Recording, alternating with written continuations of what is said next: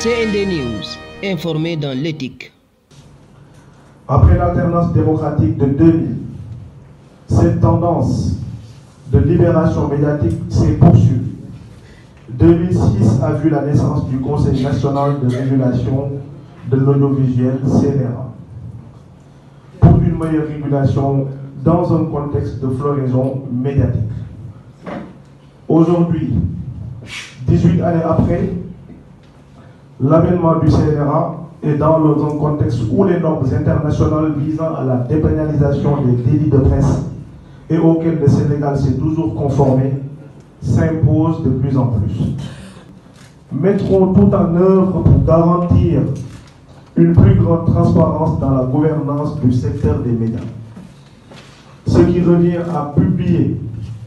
des médias officiellement reconnus par nos services, mais encore d'en connaître les vrais propriétaires et que les médias ne soient plus considérés comme de simples outils d'influence ou de lobby. Mesdames et messieurs, les entreprises de la presse demeurent des entreprises régies par les règlements en vigueur et doivent aussi se conformer aux lois en payant leurs impôts. D'autant plus que ces contributions sont prélevées des revenus de leurs travailleurs. Le premier responsable pour garantir les conditions optimales de travail des professionnels des médias demeure son employeur. L'État du Sénégal, en ce qui le concerne, ne ménagera aucun effort pour accompagner les entreprises professionnelles qui feront preuve d'une grande transparence financière dans les finances saines et dans leur développement. C'est l'occasion pour moi d'aborder le fonds d'appui et de développement de la presse dont je suis pleinement conscient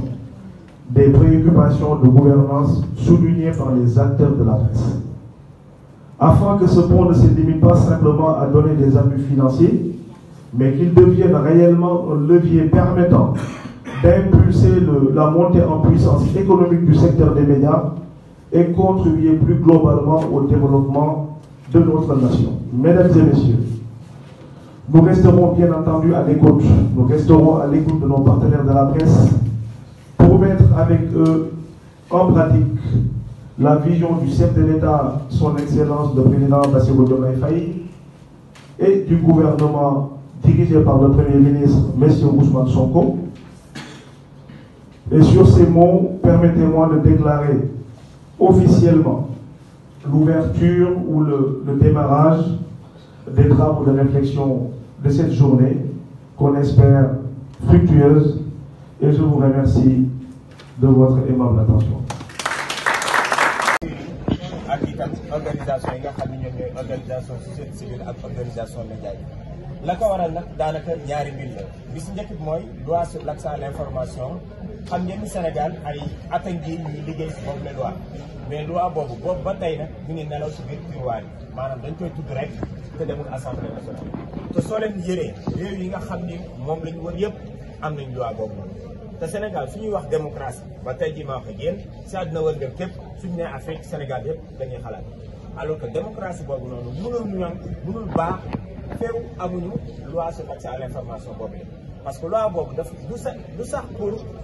taskatu xibaar bi kese loi boobu soo leen ko déggee c'est pour tous les citoyens sénégalais mais ñun daf ñu amal solo parce que daf ñu yombalal suñu liggéey parce que xam nañ ni désinformation maanaam xibaar yi nga xam ni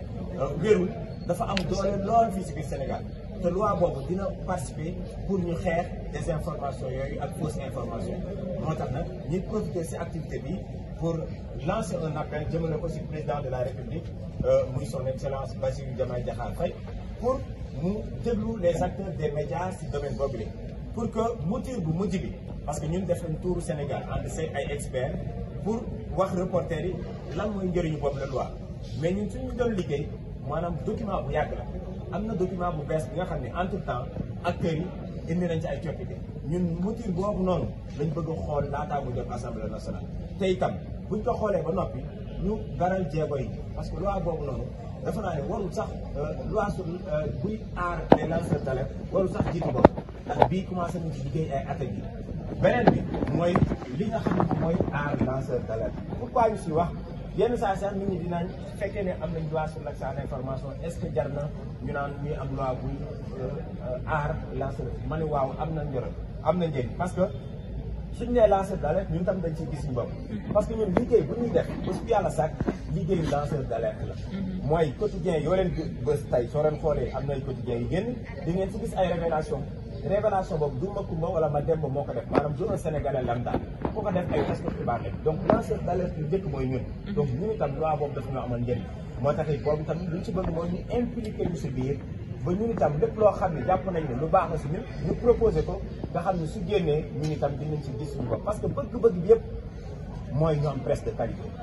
te presse de qualité ñaar yi ma tudd daf si am solo.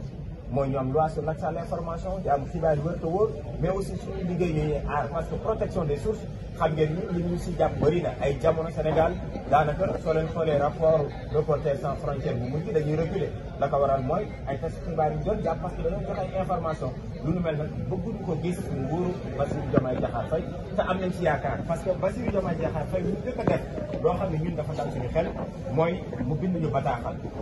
daf ñoo bind bataaxal ngir massawuñu mais également wax fan la bëgg a jëm ak ñun mooy bés bi nga xam ne moom la ñu jagleeloon média yi.